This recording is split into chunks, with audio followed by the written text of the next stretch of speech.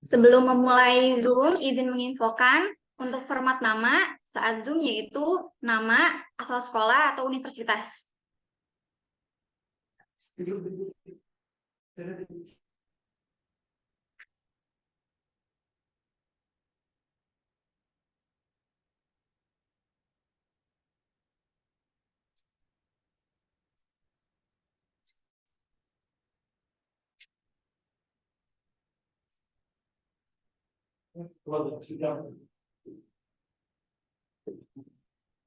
Oke, bismillahirrahmanirrahim. Selamat datang di webinar yang berjudul Mengenal Lebih Dalam Pengenalan MariaDB untuk Pemula. Baik, hadirin peserta webinar sekalian. Sebelum masuk ke inti acara, yaitu pembahasan materi, izinkan saya menyapa para dosen dan peserta terlebih dahulu.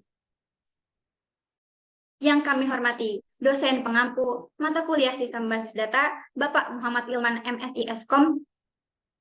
Yang kami hormati, selaku Ketua Pelaksana Webinar, Muhammad Damar Firdaus. Yang kami hormati, selaku pemateri utama, Mas Dadang Hardi Putra. Dan yang kami hormati, peserta webinar sekalian. Assalamualaikum warahmatullahi wabarakatuh. Alhamdulillahirrabbilalamin. Puji syukur marilah kita panjatkan kepada Allah Subhanahu wa Ta'ala yang telah memberikan nikmatnya serta hidayahnya, sehingga kita bisa berkumpul di tempat yang insya Allah penuh barokah ini. Salawat serta salam, mari kita curahkan kepada Nabi Muhammad Sallallahu Alaihi Wasallam. Baik, mungkin teman-teman semua belum mengenal saya dan kedua rekan saya yang menjadi moderator pada hari ini. Izinkan kami memperkenalkan diri. Perkenalkan, nama saya Ajriatus Sururi Putri Maharani, selaku moderator 1 pada webinar hari ini. Dan kedua rekan saya, Hikayati Oktavia dan Fazki Bani.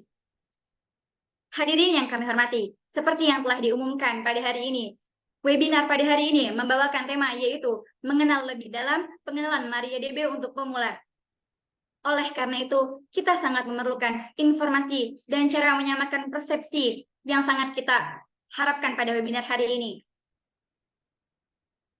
Sebelum masuk ke pembahasan materi, mari kita sambut terlebih dahulu pemateri utama kita, yaitu Mas Dadang Hardi Putra, yang nantinya akan memberikan materi-materi yang sangat bermanfaat bagi kita semua. Mungkin dari teman-teman sebagian belum mengenal siapa beliau ini dan apa sih profesinya. Mungkin dari Mas Dadang bisa memberikan sedikit profil singkatnya untuk kita semua. Kepada Mas Dadang, waktu dan tempat, saya persilahkan.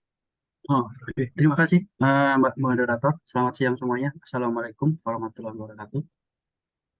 Waalaikumsalam warahmatullahi wabarakatuh. Yang tadi sebutkan nama saya Dadang Hadi Putra. Boleh dipanggil Mas Dadang atau Mas Dado. Sekarang untuk job desk sekarang adalah database administrator di salah satu bank swasta. Untuk bicara experience, saya sudah mulai di bidang database dari tahun secara profesional dari tahun 2009 ya, hingga sekarang. Jadi hampir berapa tahun itu ya, saya juga nggak tahu. Di tahun 2009 kami juga masih bergerak di bidang database juga yang di bidang. Oke, daripada kita nunggu, kita langsung, mudah-mudahan di jam siang hari ini kita tidak terlalu mengantuk ataupun tidak terlalu lelah ya untuk mendengar soal database, karena kalau kita bicara soal database biasanya agak-agak membosankan ataupun tidak, itu tergantung masing-masing orang. Mudah-mudahan kita bisa lebih semangat lagi untuk mempelajari tentang database. Itu aja. Terima kasih. Monggo. Baik, terima kasih kepada Mas Dadang. Itu saja profil singkat dari Mas Dadang. Selanjutnya, selama webinar ini berlangsung akan dipandu oleh kedua teman saya, Hikayati Oktaviani dan Dafazaki Syahbani. Kepada Hikayati Oktaviani, waktu dan tempat saya persilahkan.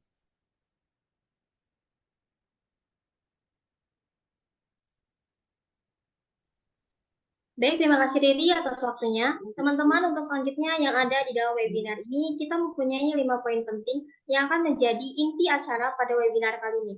Yaitu kita akan membahas yang pertama ada database, yang kedua itu ada MariaDB, selanjutnya akan ada instalasi, pengelolaan, dan keamanan dari MariaDB. Dan yang terakhir, kita akan ada sesi tanya jawab dari peserta yang hadir di Zoom kali ini. Baik, itu dia pembahasan-pembahasan yang akan kita bahas dengan pemateri kita, yaitu Mas Dadang. Untuk mempersingkat waktu, kita langsung saja ke pembahasan pertama. Apa itu database? Untuk Mas Dadang sendiri, kira-kira bagaimana penjelasan dari database itu? Oke, terima kasih. Ini kalau untuk presentasinya apa dari pihak Baik, Mas Dadang, waktunya dipersilakan. untuk presentasinya aku share screen aja ya. Kita langsung aja ya. Apa ya? Kalau bisa pakai yang ini apa enggak, Mbak, untuk presentasinya? Kita share screen. Oke, sip.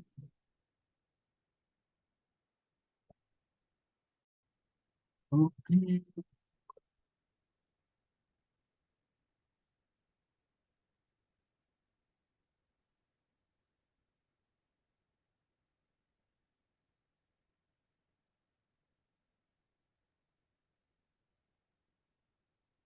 Oke, sudah nampak semua ya untuk presentasinya hari ini, Mbak moderator? Oke, terima kasih. Kita akan bahas tentang database MariaDB. Jadi kenalkan nama saya Dadang Adi Putra, bisa dipanggil Dado aja. Ya, bagian saya adalah database administrator. Kalau misalnya di tengah-tengah ada pertanyaan atau ada hal-hal yang ditanyakan, monggo silakan, nggak apa-apa. Mas, aku ada pertanyaan ini, silakan, nggak apa-apa. Terus kita akan lanjut. Sip. Oke, kalau bicara soal database itu sebenarnya adalah suatu kumpulan data kan yang disusun secara sistematis dan tersimpan di dalam suatu komputer atau server, di mana sistem komputer bisa diakses dan dikelola dengan bantuan dari perangkat lunak atau software. Database ini bisa digunakan untuk menyimpan atau mengelola atau mengakses informasi uh, yang bisa.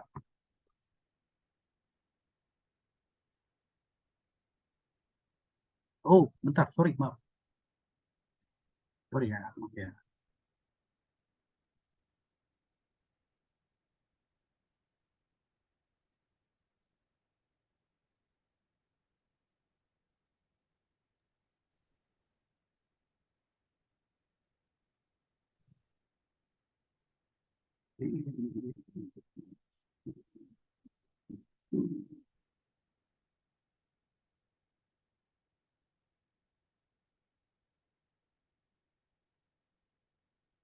Oke, sudah kelihatan? Sudah, Mas. Nggak bisa di-slide berarti. Udah nampak semuanya? Sudah. Oke. Kita lanjut yang ke slide kedua. Contoh perangkat lunaknya yang populer adalah MySQL, Postgre, MariaDB. Itu yang open source. Open source ini maksudnya adalah tidak berbayar. Kita tidak perlu bayar license. Ini yang berbayar itu ada Microsoft SQL Server dan Oracle Database. Yang dua ini ada berbayar. Tapi nanti kita akan masuk yang buat pembahasan yang sekarang adalah yang tidak berbayar atau open source, terutama untuk MariaDB. MariaDB ini sebenarnya ada suatu manajemen yang database yang bersifat open source. Ini turunannya dari MySQL. MySQL itu jadi awalnya tuh MySQL yang pertama, tetapi karena MySQL itu diakuisisi oleh Oracle, pertama bukan Oracle sih, oleh Sun Microsystem, salah satu perusahaan juga yang diakuisisi. Karena basicnya di Sun Microsystem basicnya sama apa? Bisa katakan itu punya satu visi yang sama, itu open source. Jadi dia belum mau untuk masih tetap menggunakan MySQL. Tetapi pas ketika diakuisisi oleh Oracle itu berbeda lagi. Jadi ada semacam sisi yang berbeda dengan sang yang membuat pertama kali MySQL itu. Akhirnya dia mau forking atau membuat turunannya yang sama dengan MySQL, tapi dinamakan yang beda, itu namanya MariaDB. Nah, ini dia di MariaDB dikembangkannya itu sebagai alternatif untuk MySQL dan merupakan banyak compatibilities yang MySQL yang sebenarnya mereka itu masih punya banyak pengembangan di sini. Tetapi ketika diakuisisi Oracle, mereka mereka antara tidak tahu atau apakah ke depannya Oracle mau mengembangkan atau tidak, akhirnya mereka buat turunannya itu namanya MariaDB. Nanti pas kita ke banyak aplikasi menggunakan MySQL dan mau mengubah ke MariaDB, jadi mereka tidak akan ada semacam perubahan atau apa, jadi tetap bisa menggunakan as usually penggunaan database tersebut. Hingga tidak ada perubahan yang signifikan. Betul. Oke. Wait, ada apa lagi?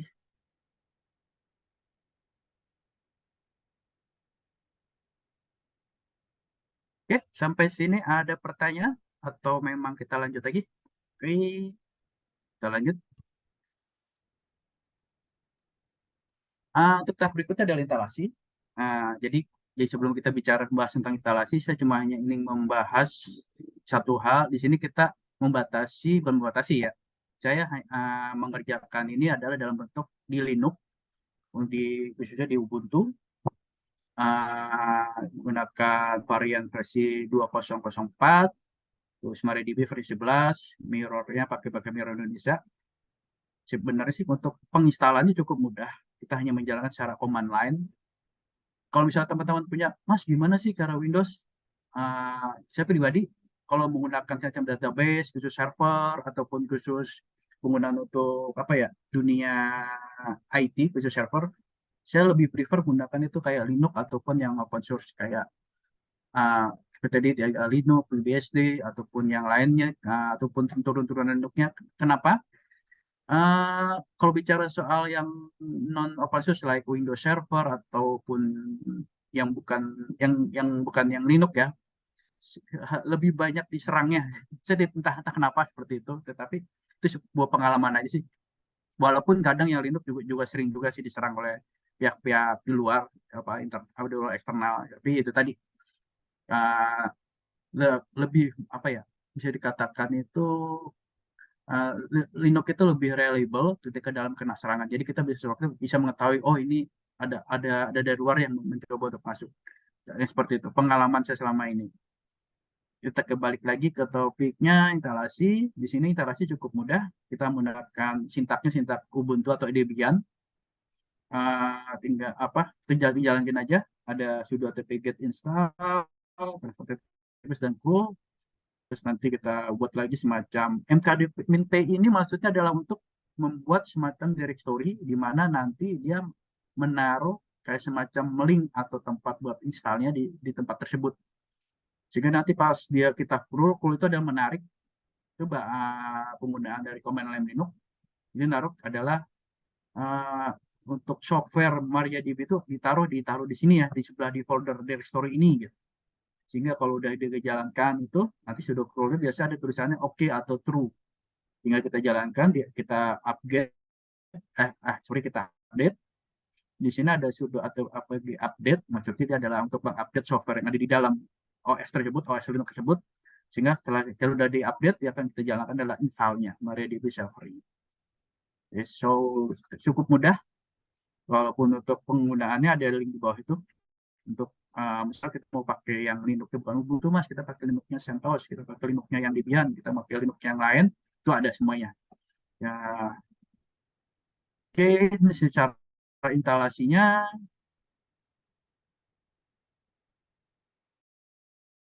Nah, ini adalah storage engine. Storage engine itu maksudnya gimana? Jadi adalah tempat di mana. Jadi kita bicarakan soal ke basis data kan data. Data itu disimpan di mana, Mas? Nah, jadi si database MariaDB ini punya namanya engine storage. Engine storage itu maksudnya ada dua yang cukup familiar, itu MySum dan InnoDB. Kalau untuk bicara soal MySum dan InnoDB, kalau yang awal-awal, yang dulu-dulu, waktu versi MySQL itu versi 51 atau 51 atau 53, dia pakai defaultnya masih MySum. InnoDB itu hanyalah sebagai tambahan, sebagai bukan yang default lu gunain enggak, jadi sebagai tambahan.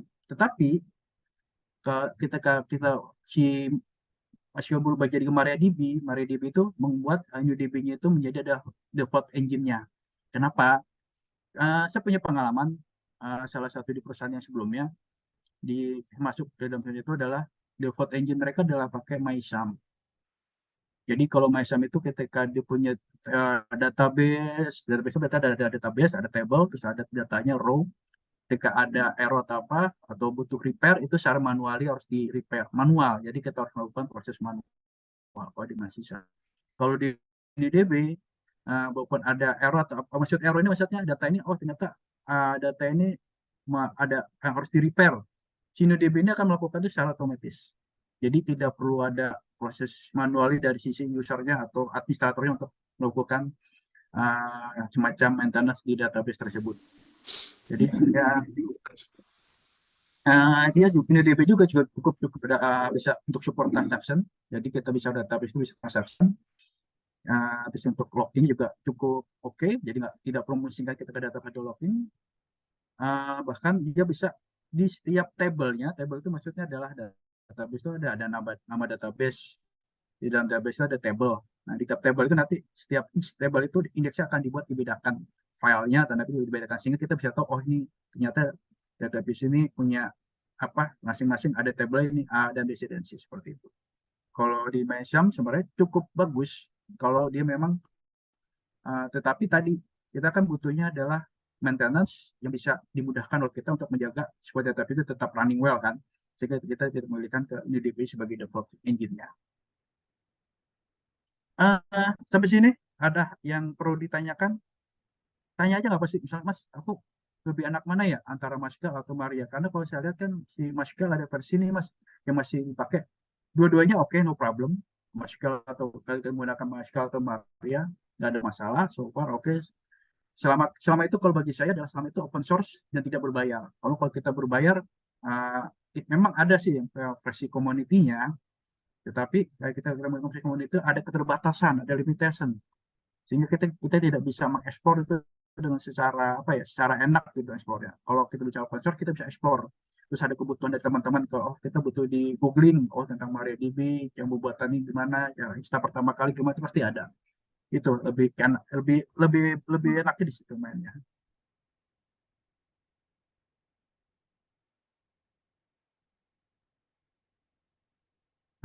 Kalau kita bicara soal security dan privilege, maksud security di sini adalah penggunaan user ketika mengakses database tersebut.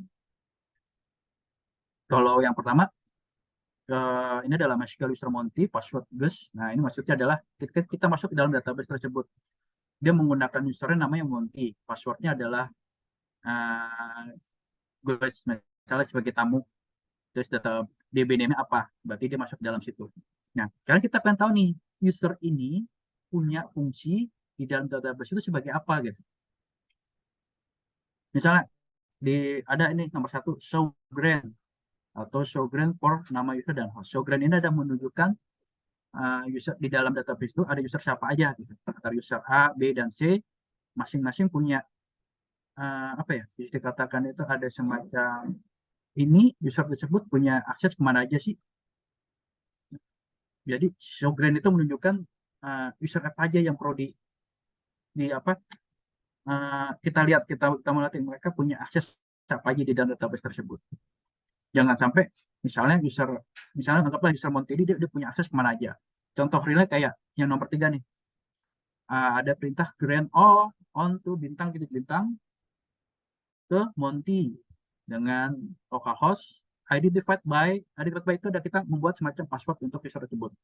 Kalau di nomor 3 ini ada grant all ke Monty, tetapi dia mempunyai hanya akses bisa dari localhost. Localhost itu hanya bisa akses dari servernya itu sendiri. Jadi kita harus masuk ke servernya itu baru bisa. Tetapi kalau kita remote, misalnya kita remote dari jauh, dari salah satu misalnya dari laptop kita, terus kita remote ke server itu nggak bisa. Jadi kita harus masuk dulu ke dalam servernya. Jadi kalau yang bisa dilihat, kita lihat perbedaannya adalah yang nomor 5 ada grant select on nama database, nama DB, nama table ke Monty add bintang. Berarti dia bisa akses dari mana aja, mau dari remote dari mana dia bisa. Terus yang bisa menentukan apakah kita bisa menentukan, Mas, misalnya dia akses dari IP ini nih, dari sekian, anggap aja kita IP-nya dari yang nomor 6, ada grant select insert update di nama database, terus ke Monty. Nah, itu untuk Monty dia ada IP-nya, berarti dia hanya bisa dari IP yang kita definisikan ini, yang nomor 6 ya. Dari masing-masing ini kayak nomor 1 dan 2 itu kita udah paham ya, itu untuk menampilkan ini user ini punya akses apa aja. Tapi kalau kita lihat, perhatikan di antara nomor 3, 4, 5, 6 itu ada perbedaan nih. Ada grant all, grant select, terus ada grant select insert update. Kalau dari secara seorang security, yang paling aman kita pakai yang mana untuk user biasa? Ada yang bisa jawab nggak? Dari nomor 3, 4, 5, 6.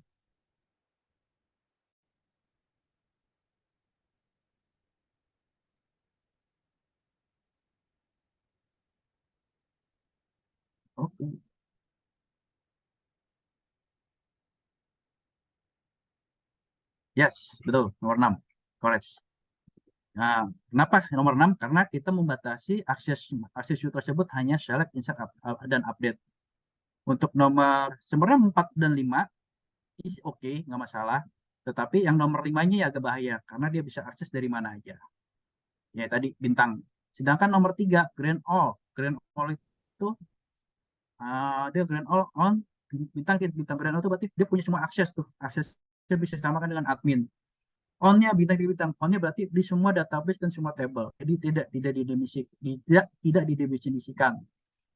Nah, sehingga ini cukup berbahaya kalau kita gunakan untuk sebagai user biasa. Tapi kalau sebagai seorang admin, kalau sebagai seorang root, mungkin bisa kita gunakan, tapi digunakan dengan secara bijak. Kalau nomor 4, Grand Select, untuk nomor 4 adalah bisa digunakan juga untuk user biasa, tetapi dia harus akses by ke server. Itu yang cukup bahaya. Jadi server database dia akses dulu, baru masuk ke database-nya. Cukup risky karena dia mempunyai dua akses. Pertama akses ke servernya, kedua ke akses ke database-nya. Kalau yang nomor 5, Grand Select, ya sebenarnya bisa udah didefinisikan, tapi dia bisa akses dari mana aja. Jadi kita nggak bisa tahu nih, kalau misalnya dia punya akses dari tempat rumahnya atau dari tempat kampusnya, tetapi waktu pas dia pakai laptopnya, terus laptopnya dicuri orang atau apapun atau dipakai oleh temannya, dia tahu, oh ternyata gue bisa akses nih. Jadi yang punya user password itu bisa sebar, ternyata gue bisa akses, yaitu dia cukup risky seperti itu model. Sedangkan untuk yang 7 dan 8 ini sebenarnya adalah untuk membatasi. Jadi kalau kita punya, misalnya kita buat baru nih, ada create user nih, khususnya namanya Francis, terus yang hanya diakses by localhost, seharusnya jangan pakai localhost nih, harusnya beda. Disesuaikan dengan IP-nya, anggap aja localhost itu adalah IP, terus dia grand all-nya, terus dia ingin coba customer nih. Customer itu kan macam-macam, ada keinginan. Customer itu adalah semacam sebuah user untuk dipakai untuk aplikasi. Aplikasi itu kita tidak tahu nih aplikasi itu punya akses apa aja. Apa hanya select, insert, update, dan delete. Akhirnya dari kita sebagai adminnya, oke, kita buka secara grand all untuk customer. Untuk database customer untuk si user franchise karena dia pengen tahu semuanya di database customer tersebut.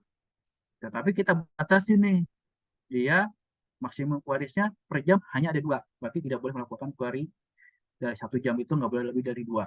Terus update-nya ketika dia melakukan update dia hanya 10 kali.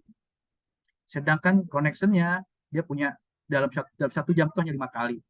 Terus maximum user connection hanya 2, berarti dia hanya bisa menjalankan ada query-nya hanya dipakai hanya dalam 1 jam 2 kali, update-nya dalam 1 jam 10 kali, connection-nya juga hanya 5, dan user connection berarti dia pakai user itu melakukan connection data yang berbeda cuma ada 2.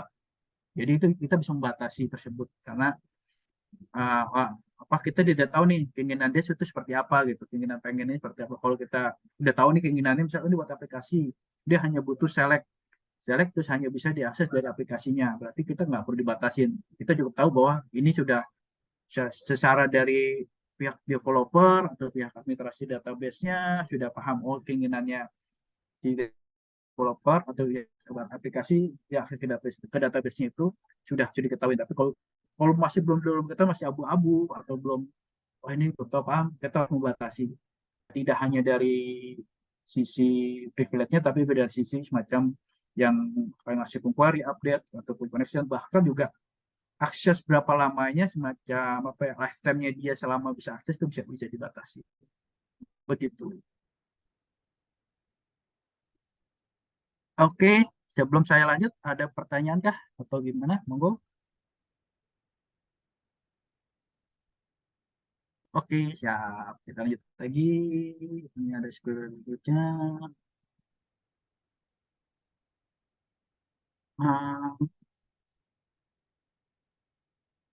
Ini ada security database, dan sekarang ada untuk materi yang sekarang itu saya menjebatin ada point of view sebagai seorang database administrator. Seorang database administrator itu dia tidak hanya membatasi sebagai user, siapa yang akses, terus bagaimana query-nya, terus apa ya, apakah sih apa yang di dalam database itu ada apa aja sih, tidak hanya itu, tapi dia juga berpikir tentang database itu bisa running ketika ada error, mereka bisa melakukan suatu tindakan semacam suatu pencegahan itu seperti apa. Penjagaan yang pertama biasanya teman-teman di seorang database administrator adalah membuat suatu namanya backup database. Karena backup database adalah proses pembuatan salinan data dari database Anda ketika terjadi kegagalan, human error, atau suatu darurat lainnya. Jadi kayak itu data, misalnya suatu database yang backup, kita punya database satu, terus database itu nggak punya backup, ternyata server itu bisa dikatakan adalah bisa, kan kalau server pasti ada hard disk, ada power kan, ada power, terus ada memori gitu. Ternyata apa yang kita lakukan? Kita nggak punya backup. Terus kita pikir, kenapa Mas Mas Dado, database kita hari ini kok bisa diakses? Ternyata korup. Terus database kita punya backup nggak? Tidak ada. Oke, data kita hilang. Itu yang terjadi. Makanya kita melakukan semacam backup database. Karena kenapa? Backup ini sangat penting dalam menjaga integritas dan kesetiaan data. Sehingga ketika database ini database kita korup, Pak. Ini. Tapi kita punya backupnya. Oke. Coba yang backupnya kita restore ke server yang lain. Karena server yang kita gunakan sekarang udah mengalami kalau kita siapkan sih, prepare atau another server untuk melakukan di restore tersebut. Jadi kita nggak sampai kehilangan data itu sampai kehilangan semuanya sih.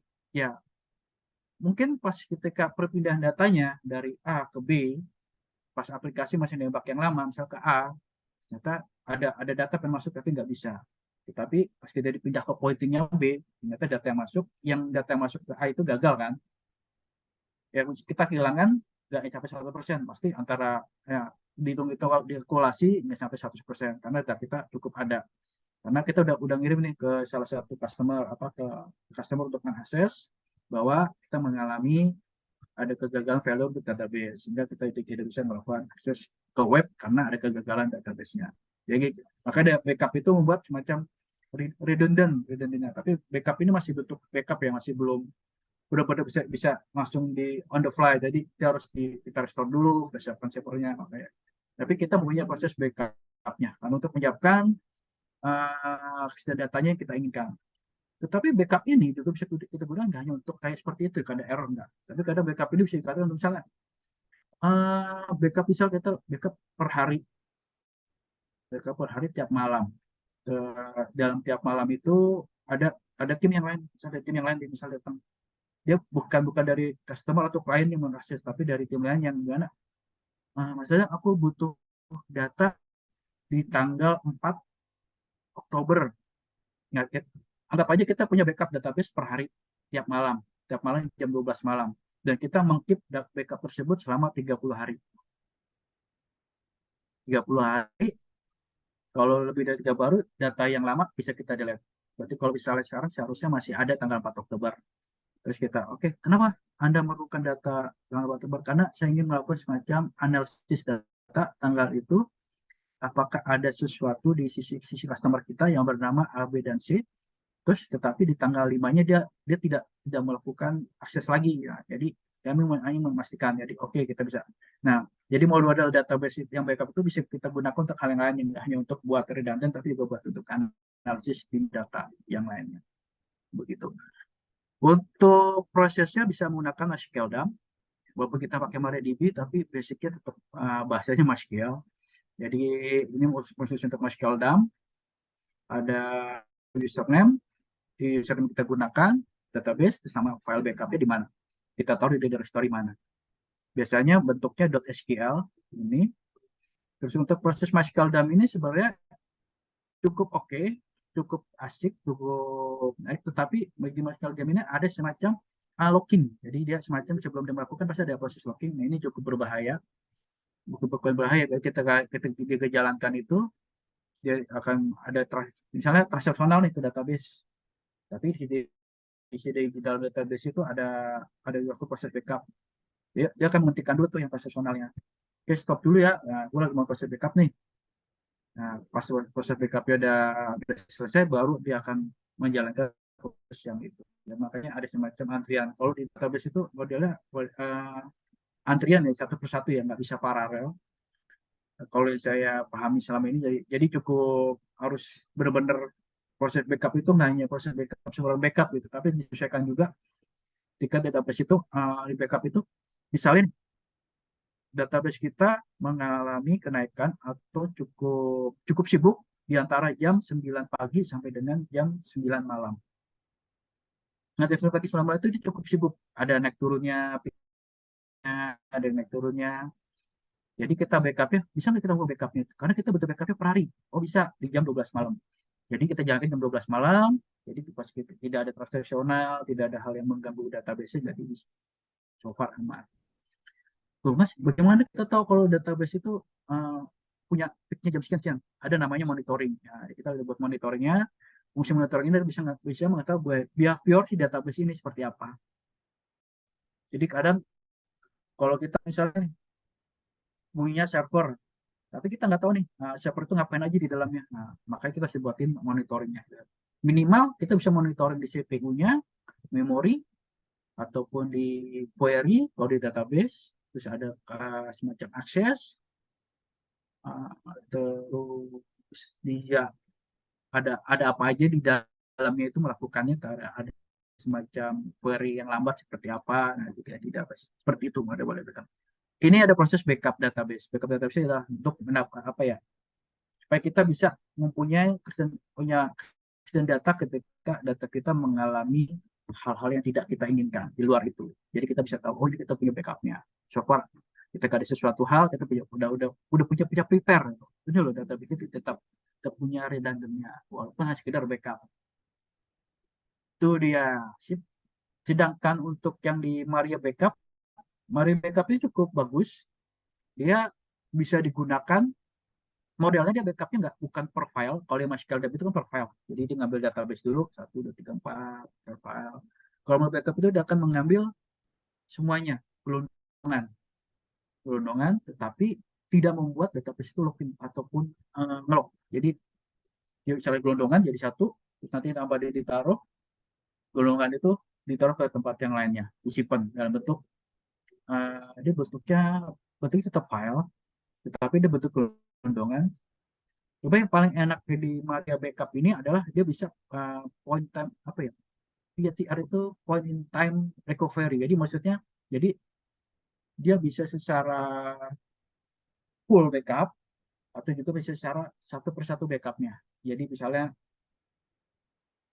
jam sekian, biasanya jam 12 malam nih, gue backup gelondongan. Tapi nanti jam 6 pagi gue udah backup, tapi backupnya hanya backup yang terupdate aja, yang ketika dia ada update, oh ternyata ini udah ada di backupannya, ya saya yang ngambil yang backup terbaru. Nah, seperti itu modelnya. Kalau yang Maria seperti itu settingnya. Kalau misalnya ditanya, misalnya, Mas, aku lebih enaknya pakai MySQL dan Maria Backup ya. Dilihat dari depend penggunaannya. Kalau misalnya kalau hanya sekedar backup full backup dan tidak ada concern untuk login dan sebagainya, MySQL itu oke, no problem. Tapi kita misalnya ada concern nih, kita nggak mau mengganggu performa database-nya, Maria Backup bisa jadi suatu pilihan untuk proses backup yang kita inginkan. Seperti itu. Oke, sampai sini ada pertanyaan kah?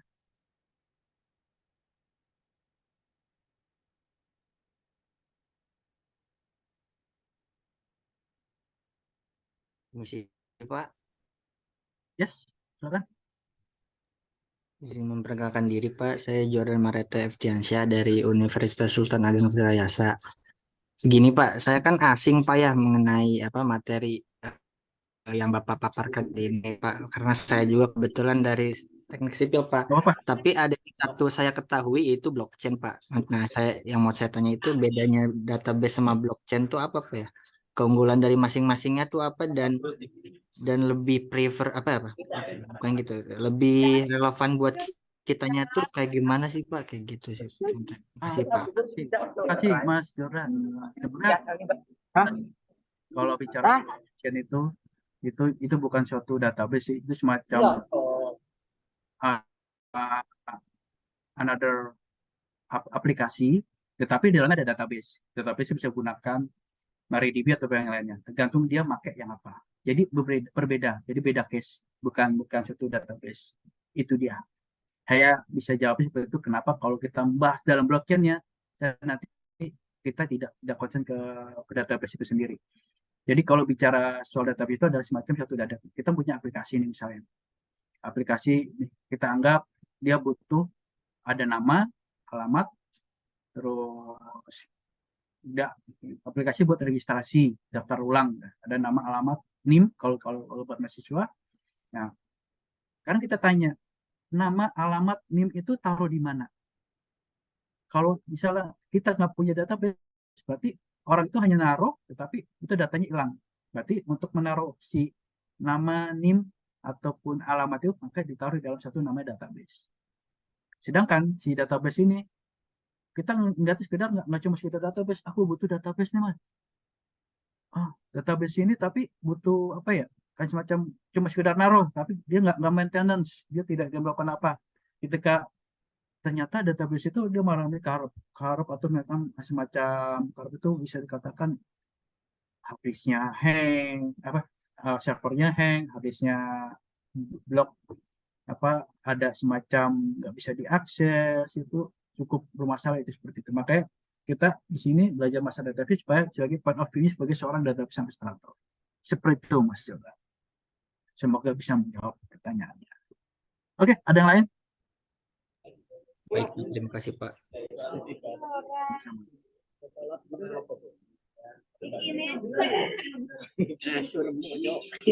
Saya Pak Tony Novantoro.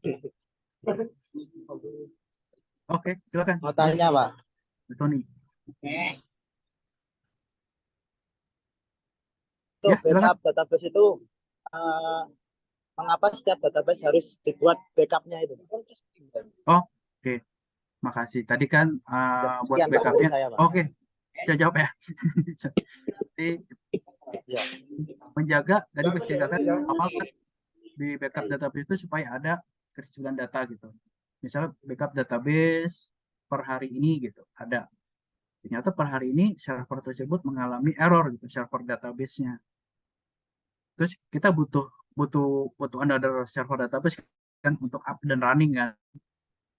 Nah, makanya nggak ambil tuh, kita punya backup nih yang ada backupnya, kita restore ke suatu server tersebut. Jadi jangan sampai semacam buat redundant itu kayak semacam kita punya spare server database yang bisa kita gunakan ketika master database-nya, kita anggap ini bagi master database-nya mengalami error. Seperti itu Mas Fatoni. Jadi kita nggak sampai kehilangan database ketika server kita mengalami error atau kerusakan yang tidak kita inginkan. Begitu Mas Fatoni. Terima kasih. Sama-sama. Pak, izin bertanya Pak. Silakan. Nama saya Lintang Faiz dari Universitas Pelita Bangsa. Tentang Maria backup sama MySQL Dump itu, ya backupnya itu berapa lama ya Pak? Sekian. Kalau ditanya berapa lama backupnya, tergantung dari size database yang digunakan. Kalau secara pribadi, kalau saya pengalaman, saya punya ada database-nya itu misalnya server yang size-nya database itu ada 100 GB. Anggap aja ya, anggap 100 GB. Kalau punya 100 GB. MySQL Dump itu membutuhkan waktu kurang lebih dengan server yang standar dengan CPU 8. Anggap aja CPU 8 core, memorinya itu 16 GB, kurang lebih membutuhkan waktu 30-45 menit untuk proses MySQL Dump. Kalau untuk proses Maria backup-nya, itu cukup butuh waktu 15 menit untuk melakukan proses backup-nya. Itu agak berbeda. Kenapa? Tadi yang saya jelaskan, kalau MySQL Dump itu dia profile, ini dari satunya, profile satu persatu. Kalau yang Maria backup, dia ngambilnya secara gelondongan, diambil semuanya. Gitu. Jadi, bisa dikatakan punya masing-masing punya kelebihan dan kekurangan. Kalau kelebihannya kelebihannya kalau di Maria Backup dia bisa gelondongan. Kalau MySQL DAM kan dia punya kelebihannya, dia bisa lebih satu-satu, jadi bisa ketahuan sampai di mana sih ini dia proses backupnya gitu. Kalau secara kelemahan, mungkin secara kelemahan masing-masing ya tadi depend dari berapa besar database yang di backup. Semakin besar database backup, mungkin waktu yang dibutuhkan untuk backup pasti ada waktunya. Begitu. Baik, Pak. Terima kasih, Pak.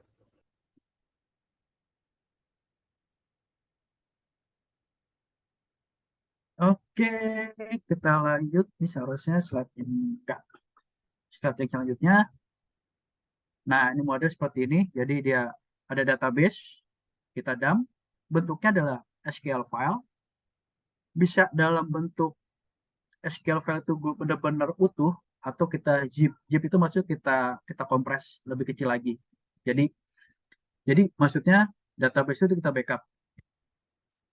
Bentuk SQL.file, bentuknya .SQL. Dia anggap aja dalam bentuk .SQL-nya itu ada totali 5 GB yang di backup. Terus ditaruh di salah satu storage hard disk atau storage server yang kita benar-benar khusus buat membackup. Ternyata storage backup ini dia punya limitation resource.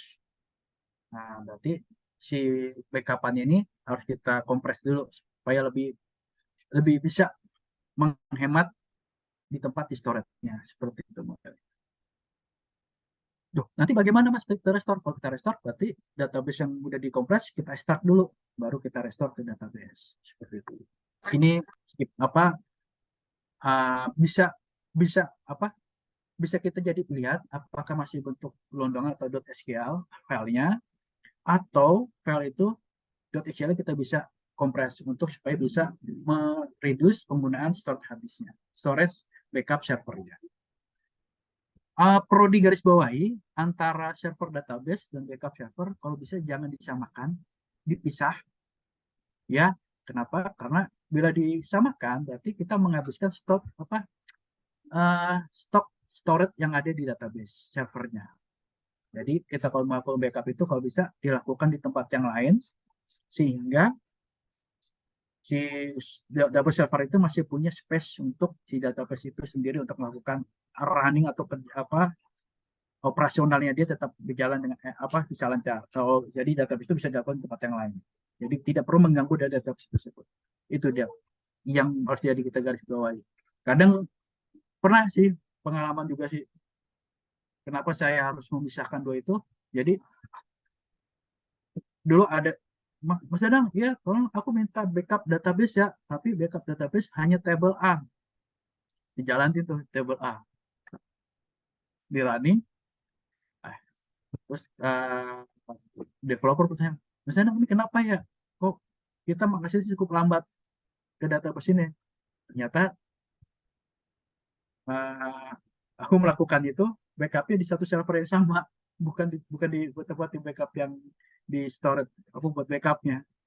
Jadi cukup pengaruh juga suatu performance database itu pas sudah dimatikan dulu backupnya, akhirnya si database itu balik back to normal lagi untuk melakukan operasionalnya.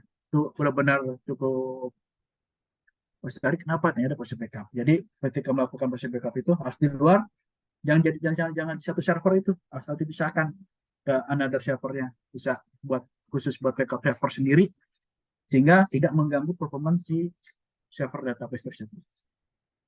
Begitu.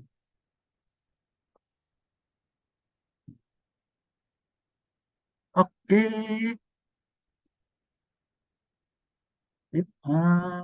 Ada lagi? Kalau enggak kita lanjut.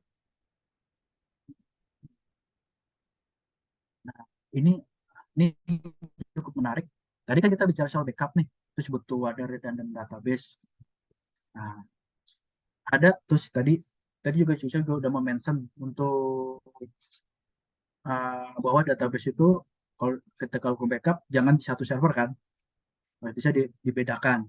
Nah, ini ada replikasi database. Replikasi database ini atau database replication proses digunakan untuk menjalin salinan atau replika dari sebuah database yang biasa disebut dengan master database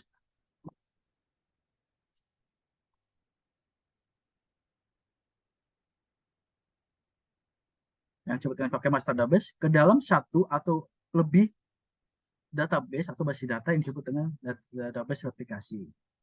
Tujuannya kenapa ada replikasi ini adalah menghasilkan duplikat data yang konsisten dari master database-nya. Master database itu adalah master database yang utama, yang dapat digunakan untuk berbagai tujuan seperti performance, system failure, ataupun analisis.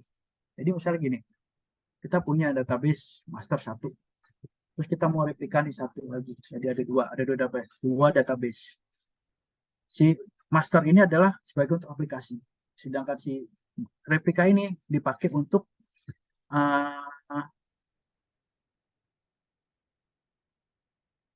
sebagai performance sebagai analisis ataupun sebagai tempat backup. Tetapi tetap aja backupnya nggak boleh disatu di server replika tersebut ya. Hingga si master database itu khusus benar-benar khusus buat ini nih, buat si database, si aplikasinya. Jadi nggak bakal terpengaruh apapun. Sehingga ada orang, Mas Dedo, aku butuh backup ini dong buat tanggalnya. Kenapa? Karena aku butuh ini.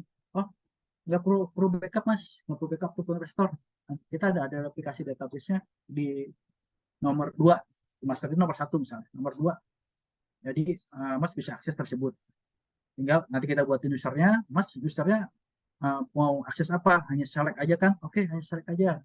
Kita buatkan hanya sebagai select aja. Sehingga dia bisa melakukan apapun, melakukan analisis datanya itu ke di replikanya tanpa harus mengawasi masternya. Ini yang Bukan TK, Mas. benar-benar untuk bisa dikatakan nggak menggabung komando. Tetapi bisa juga si replika ini digunakan. Jadi kita bicara dapat untuk performance sistemik. Si database itu kan berarti ada proses write dan read kan. Write itu misal ada update, terus insert ataupun delete, anggap itu sebagai write. Kalau untuk read itu ada proses select. Di antara proses itu, antara select atau proses write ataupun proses read, yang paling berat ada proses apa? Ada proses read atau select. Itu cukup berat karena dia select itu maksudnya ada mencari data di dalam database tersebut per table-nya, dia secara satu-satu itu. Kalau proses insert kan dia tinggalin masuknya, masukin insert nih di antrian sekian masuk dalam. Aku proses update itu kan lebih enaknya. Aku mau update di nomor 4 di table ini, berarti udah dapat di nomor 4 di update itu lebih cepat. Kalau select dia akan men-select semuanya, kecuali select itu kita sesuaikan. Select di table A dengan datanya A, di mana data tersebut mempunyai nama si B, berarti baru disesuaikan, itu lebih enak.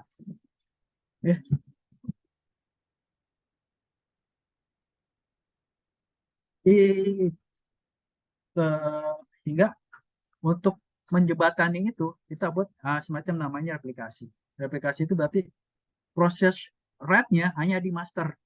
Jadi proses update, insert itu hanya di master. Proses update paling tidak mungkin jadi setiap rutin kan, pasti hanya tertentu aja. Sedangkan proses insert pasti rutin karena masing-masing orang ketika melakukan akses ke database, akses ke web pasti melakukan proses write-nya. Jadi hanya proses update. Tapi proses select-nya kita pindahkan di sisi replikasinya. Jadi si database itu punya performance-nya itu lebih enak, dia bisa bermainnya lebih enak. Jadi bisa dikatakan si masternya sebagai write tapi si replikasi sebagai read. Jadi bisa mainnya bisa enak, bisa nggak sampai beban itu banyak dijadikan satu dalam satu server. Tapi kita bagi bebannya dibagi di dua server, yang masternya sebagai write, yang selectnya atau replikasi sebagai read, seperti itu. System failure, yes, betul, system failure. Jadi misalnya yang tadi kita bahas mention yang kedua, yang sebelumnya itu, Mas, kita misalnya kalau system failure kan kita udah backup nih, berarti kita restore dong. Berarti kita butuh restore lagi ya ke servernya. Kalau kita menggunakan aplikasi, kita nggak butuh restore. Kita cukup misalnya nih masternya mengalami suatu kegagalan sistem ataupun error atau apapun itu yang harus diakses. Kita bisa matikan, kita take down si masternya, kita naikkan yang replikasi jadi master. Itu bisa.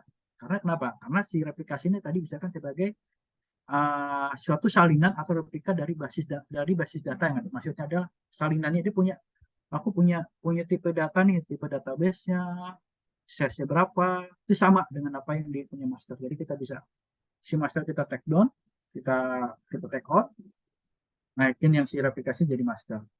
Terus pas dia udah jadi master, nah yang lamanya ini kita coba memperbaikin. Ada apa sih kasusnya ternyata? Oh ternyata case-nya adalah penggunaan power failure karena dia tidak redundant powernya. Kita betulkan powernya benar, terus kita jadikan replikasi. Si yang master yang baru tetap aja nggak apa-apa, ini jadi master. Langsung kita replikasi lagi seperti itu. Jadi kita punya redundant database yang bisa tanpa harus mengganggu dari sistem aplikasi yang kita gunakan.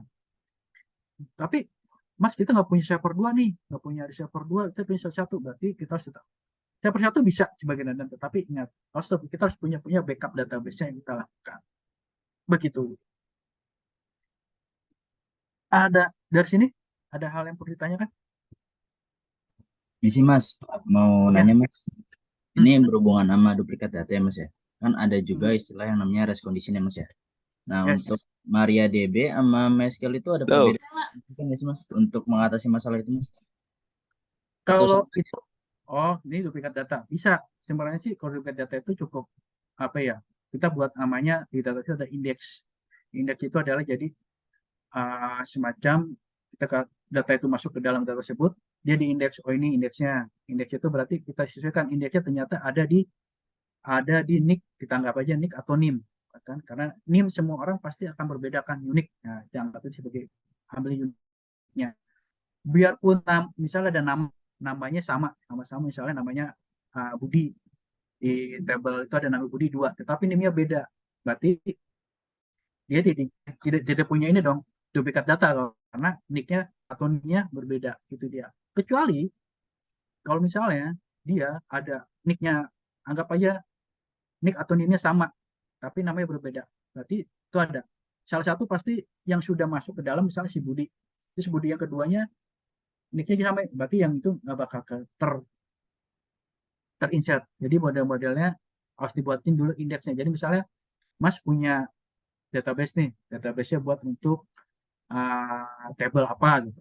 Pastikan table tersebut punya indeksnya, apapun itu, sehingga data yang masuk tidak akan ada duplikat data. Karena kenapa? Karena kita disesuaikan dengan unik. Nah, ingat indeks itu diambil dari uniknya. Anggap misalnya ada nama, ada ID, ataupun ada nick atau NIM, tapi bisa disesuaikan ke ID-nya, karena ID itu pastikan mengikuti insert data yang masuknya dari 1 sampai dengan berapa, 1 sampai dengan 100, begitu selanjutnya. Begitu. Ya. Semoga bisa menjawab pertanyaan. Terima kasih Mas.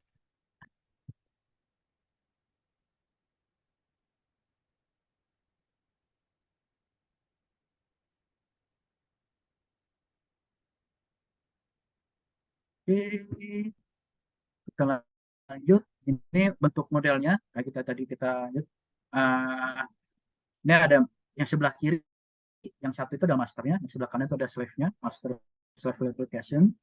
Jadi misalnya yang master yang sebelah kiri dia take down atau apa, kita bisa yang slave-nya kita naikin jadi masternya. Ambil salah satu, mau yang mana bebas. Nanti kita buat aplikasi lagi. Begitu juga pun sama nih aplikasi nih. Aplikasi itu anggap aja aku pengen melakukan proses write-nya yang di master yang sebelah kiri. Terus yang di slave-nya sebagai proses yang paling bawah pakai untuk proses si aplikasinya untuk proses select. Oke, nggak apa-apa. Tapi yang atas nganggur nih. Yang satu nih slave-nya nganggur. Oh, bisa kita gunakan untuk analisis ataupun juga untuk menggunakan proses backup-nya di situ. Jadi kita bisa membagi bebannya masing-masing database itu bukan di satu tempat, tapi bisa dibagi per bebannya. Ya memang cukup, kalau bicara soal database itu cukup ini ya, agak boros dalam penggunaan resource server khususnya. Tetapi ini untuk membuat database itu reliability. Reliability maksudnya adalah sewaktu-waktu apa yang kita lakukan tanpa harus mengganggu database yang running gitu. Kadang ada orang data kita nggak perlu banyak-banyak lah, cukup 2 lah gini-gini. Tapi dia nggak tahu bahwa di dalam database itu ada data yang harus kita manage. Kita bicara soal data cukup luar biasa kan. Soal data, kalau misalnya data itu nggak bisa kita manage, sering hilang, pasti Walaupun kita membuat satu web, wah, dataku kok nggak ada ya, data yang mana aku masukin kok nggak ada ya, apa sih apa yang terjadi? Nah, mudah-mudahan itu. Jadi kita benar-benar bisa buat, bisa dibuat supaya data itu reliability atau bisa punya redundannya. Kalaupun hanya satu, misalnya kita dapat satu, pastikan teman-teman punya backupnya, gitu. Walaupun backup itu hanya sehari sekali atau bahkan 2 hari sekali, is okay, nggak masalah.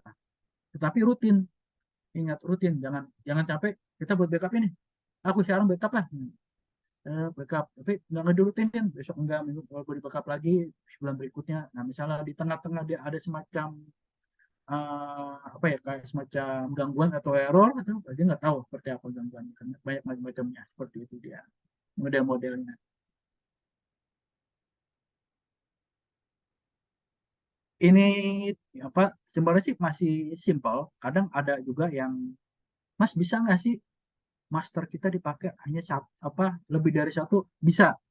Di MariaDB, di MySQL itu bisa.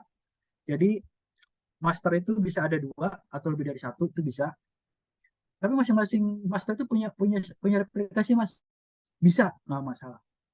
Pasti itu bisa. Nah, itu kelebihan dari MySQL atau MariaDB. Jadi dia bisa mempunyai semacam fleksibilitas, mau pakai masternya satu atau banyak anaknya, semacam replikasinya, is okay, atau bisa dipakai masternya banyak, tapi anaknya juga banyak di aplikasi, itu juga bisa.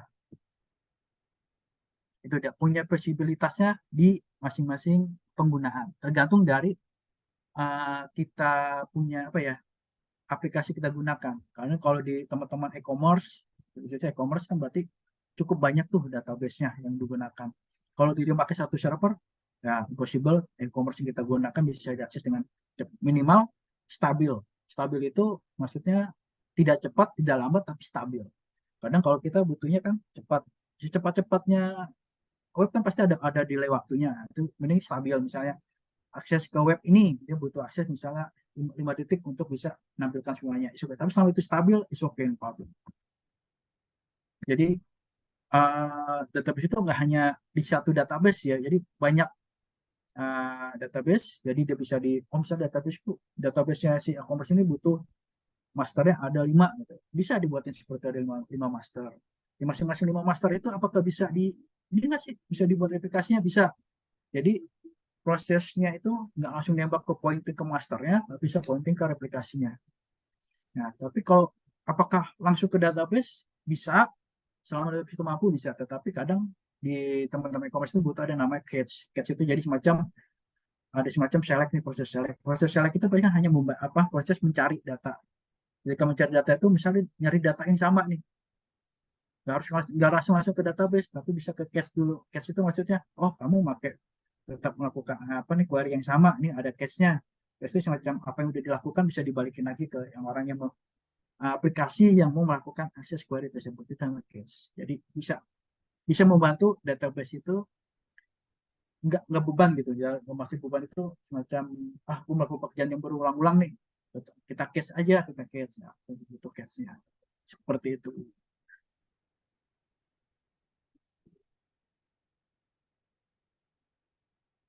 Ada lagi kan?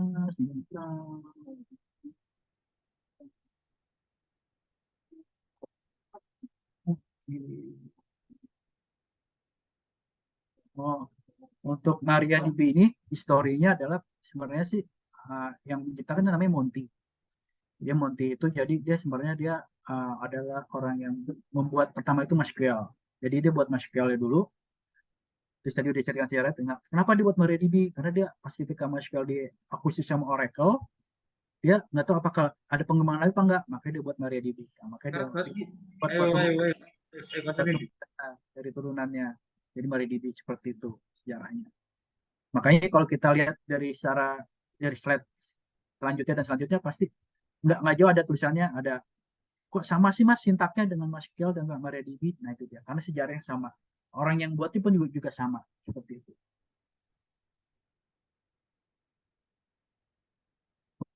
Oke, siap. Ada lagi ya?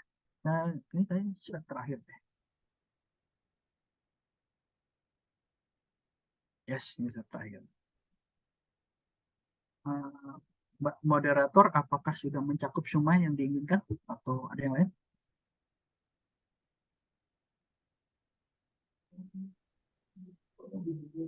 Baik, untuk Mas Dadang, Sudah mencakup semua ya? Atau ada yang lain? Ada?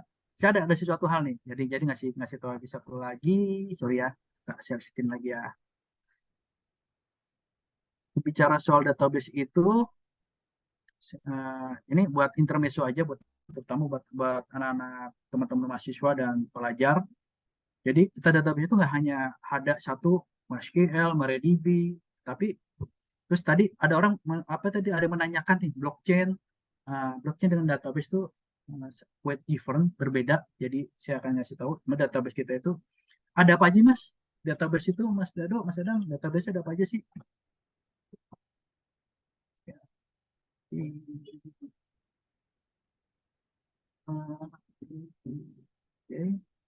Database itu semacam ada tipenya. Database itu ada relasional itu yang kayak MySQL, Maria, Oracle, Postgres, itu ada relasional.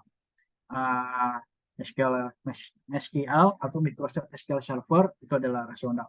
Ada juga modelnya time series. Time series itu ada semacam bentuknya kayak database, tapi nggak bentuk relasional, dia hanya semacam query aja, tetapi dia bisa kita queryin gitu model. Itu kayak misalnya InfluxDB, TimescaleDB, Grafana atau Prometheus.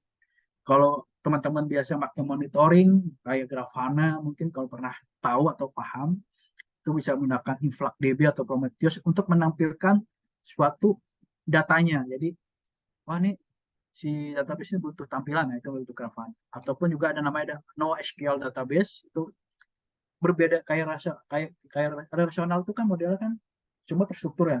Kalau NoSQL itu tidak terstruktur, jadi semua gelondongan jadi satu. Jadi kayak Mongo, Cassandra, Redis, ataupun Couchbase. Uh, Redis itu bisa dipakai juga buat untuk cache di database di MySQL atau Maria atau Postgres lainnya. Hingga teman-teman bisa belajar tentang database itu tidak hanya MariaDB atau MySQL, tapi juga ada macam-macamnya. Ada MySQL, Oracle, Microsoft SQL Server, Postgres, ataupun yang lainnya kayak time series, InfluxDB, TimescaleDB, Prometheus, ataupun yang NoSQL yang belajar lagi tentang MongoDB, Cassandra, Redis, atau Postgres. Yes, itu semua bisa dipelajari, tergantung dari teman-teman pengen apa nih aplikasinya. Gue aplikasi pengen buat transaksional berarti larinya ke yang relasional. Database gue cuma sekedar untuk tempat buat analisis atau data analisis, bisa ditaruh di NoSQL ataupun bisa taruh di relasional. Tergantung teman-teman maunya seperti apa. Aku pengennya database yang bisa menampilkan semacam monitoring atau apa, itu bisa pakai Influxdb. Seperti itu. Cukup banyak sih tip of database yang bisa dipelajari buat teman-teman. Nah, Mas, sorry. Kenapa teman buat belajar database? Karena prospek di database atau untuknya itu cukup luar biasa. Aku pribadi bicara soal database infrastruktur, ketika di dunia pekerjaan, pasti orang-orang pasti menganggap database itu adalah sebelah mata. Database aja kok pada benar-benar kita handle, benar-benar kita manage, itu banyak data yang benar-benar dikatakan itu ini loh data yang harus kita handle, kita manage. Kenapa? Kalau data ini nggak kita manage, data ini kebocor atau data ini, otomatis banyak orang luar akan menggunakan data tersebut. Ya, sehingga prospeknya itu database itu cukup cerah. Kalau misal teman-teman mau terjun tentang ke dunia database, misalnya ke data administrator tersebut, prospeknya masih cerah. Untuk 10 tahun ke depan database masih oke, no problem, tidak ada masalah. Apalagi kalau teman-teman benar menjadi seorang IT, terus kamu bilang database, yes, database itu masih memberikan suatu jawaban untuk ke depan seperti apa. Karena ketika dua perusahaan IT, dia buat nih suatu program atau aplikasi A, B, C, D, dia punya infranya, dia punya developernya, dia punya apalagi tuh supportnya, tapi dia nggak punya nih seorang DBA atau seorang database. Pasti nanti setahun 2 tahun berikutnya pasti dia akan menjadi seorang database. Karena apa? Tidak semua orang itu apa ya mau untuk mau atau mau atau tidak mau itu beda-beda tipis untuk menghandle suatu database. Karena ketika menghandle database, dia akan bukan suatu database tapi menghandle datanya. Ini gimana datanya nih? Gimana supaya data ini bisa apa punya kapabilitas yang apa ya bisa katakan oke, tidak ada masalah. Itu pasti itu cukup cukup menjadi pembicaraan pas kita menjadi di seorang database. Itu dia sih. Oke, dari saya. Terima kasih.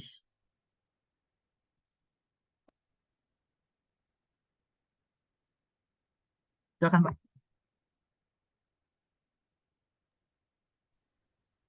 Baik, terima kasih untuk Mas Dadang.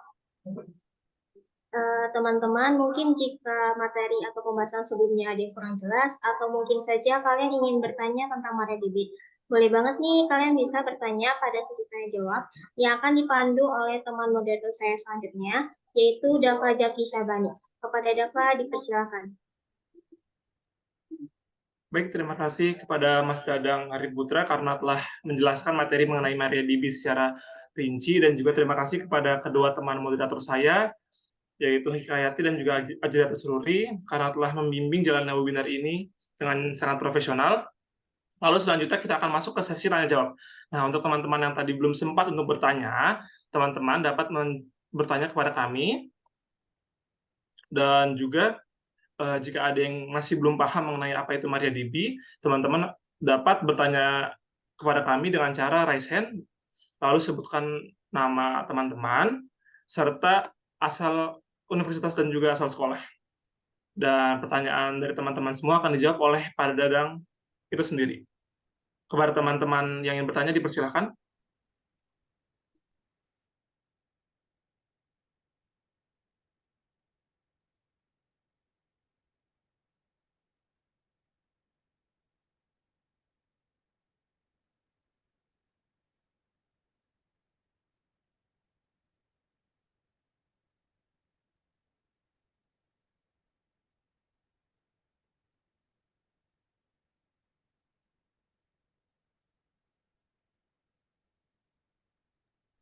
Baik, saya rasa tidak ada yang bertanya ya. Saya rasa sudah cukup jelas yang tadi Pak Dadang sampaikan. Baik, kalau begitu langsung saja kita akhiri sesi tanya jawab ini. Lalu kita akan masuk ke sesi pengambilan gambar. Namun sebelum itu teman-teman diharapkan untuk mengisi data di link Google Form terlebih dahulu yang sudah kami kirim di kolom chat.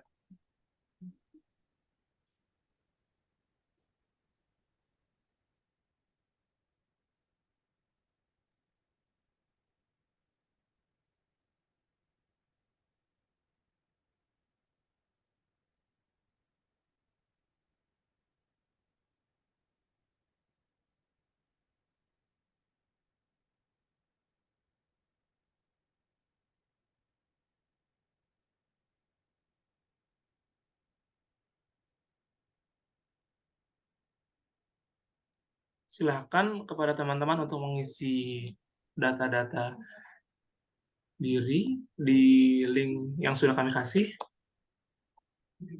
Kami beri waktu kurang lebih 5 menit untuk mengisi link tersebut.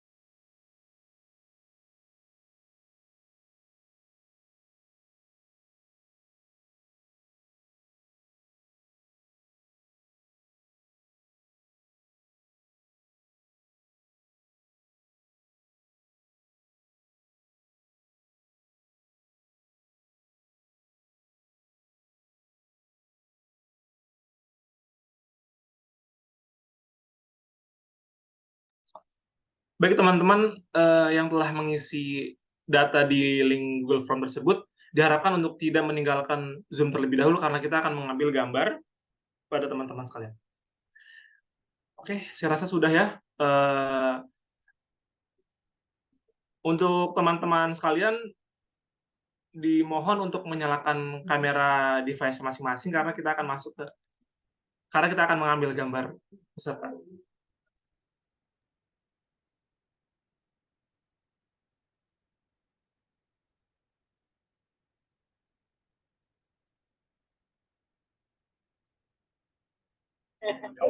Pak Tony sudah, Pak.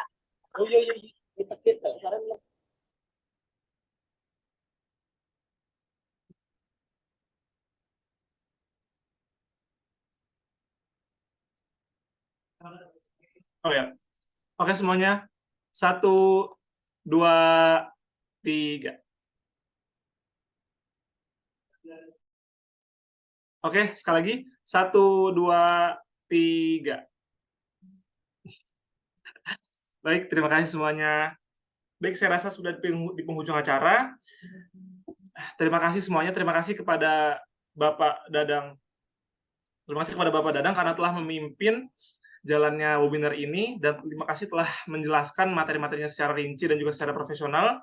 Terima kasih kepada teman dan rekan saya yang telah mengawasi dan juga telah merencanakan dan merancangkan webinar ini, dan telah berhasil untuk menjalankan webinar ini secara lancar, secara benar, dan juga secara profesional.